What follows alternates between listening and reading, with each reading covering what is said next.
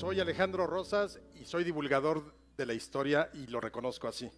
No me avergüenzo, porque mi misión, y lo he dicho desde hace 27 años, ha sido ser un medium. Yo hablo con los muertos. Hay gente que cree que realmente hablo con los muertos, pero no, obvio.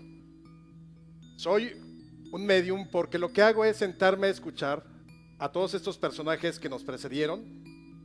Me cuentan sus historias, me cuentan sus romances, me cuentan sus anécdotas, me cuentan lo que vivieron, el contexto, y yo, con cierto ánimo periodístico y chismoso, me siento a tratar de interpretar lo que ellos dicen para traerlo al presente con la idea de construir el futuro, desde luego. Estamos aquí en TED con esta idea de pasado-futuro. Además me siento muy complacido de estar aquí, no me había podido tocar en alguna otra ocasión. Estoy muy contento y muchas gracias por estar aquí acompañándonos. Nosotros tenemos, y yo lo he visto, digamos, a través de estos 27 años que llevo divulgando la historia, que hay mucha diferencia entre la divulgación de la historia y el ser un historiador académico. La divulgación básicamente es poner al alcance del mayor número de población posible la historia.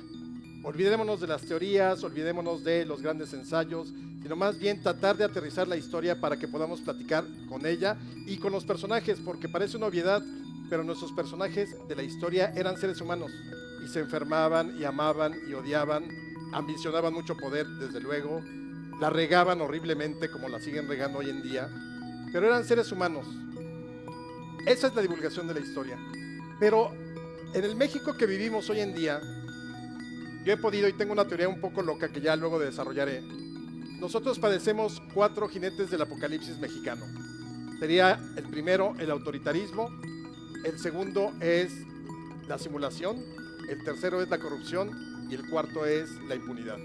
Esos son los 4 jinetes del apocalipsis mexicano. Olvídense de la peste, el hambre, la muerte y la guerra. Desde luego esos son universales. Pero aquí en México están muy bien cabalgando por toda la República estos 4: el autoritarismo, la impunidad, la simulación y la corrupción. Pero nosotros en este momento tan difícil que atravesamos en México, digo, desde luego no es consuelo, es que había otras épocas peores y estuvimos invadidos por los norteamericanos y por los franceses, y los franceses una vez anterior nos quisieron quitar también territorio con la guerra de los pasteles, y España intentó reconquistarnos en 1829. Cada época ha sido difícil para México en muchos sentidos, y llevamos, nos decían en el Bicentenario, 200 años en construcción. Yo me pregunto, si a mí mi maestro de obras me dice, oiga, pues le voy a terminar su casa en 200 años, pero yo lo hubiera pensado antes de lanzarme a contratar a ese maestro de obras.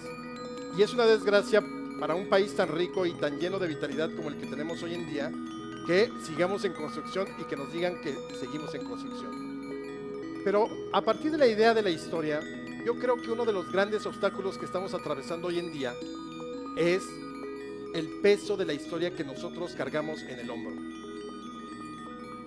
Ese es uno de los obstáculos que yo veo como fundamental, que tenemos que quitarnos ese peso, si no, no vamos a poder construir.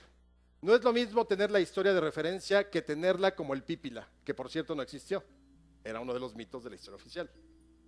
Y entonces, la historia como ciencia social no es el problema es la narrativa de la historia que nos contaron. Y el problema es que nosotros, casi todos los que estamos aquí, de hecho, pues yo creo que muy pocos habrán nacido ya en el siglo XXI, pero todos los que nacimos en el siglo XX, más o menos digamos de 1900, finales de los 30 o principios de los 30 hasta más o menos 1985, padecimos una narrativa de la historia que nos distorsionó, nos arrancó y nos confundió totalmente los cables. Y eso es lo que se conoce como historia oficial. Hoy la historia oficial ya ha desaparecido y tampoco tenemos que rasgarnos las vestiduras por pensando en que hay historia oficial y entonces nos van a manipular en la cabeza y todo eso. No, todos los países tienen historia oficial. El problema en México es que durante mucho tiempo, en ese periodo que les digo, entre finales de los 30 hasta 1985-87, tuvimos una historia oficial que no podíamos confrontar con absolutamente nada. Era lo único que teníamos para aprender historia. No podíamos ir hoy, como hoy, a Summers a comprar mis libros, que son, por cierto, extraordinarios y están allá afuera.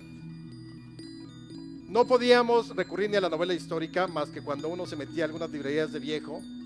No podíamos ni teníamos manera de ver si Villa era como nos decía la historia oficial o como nos decía algunos otros historiadores.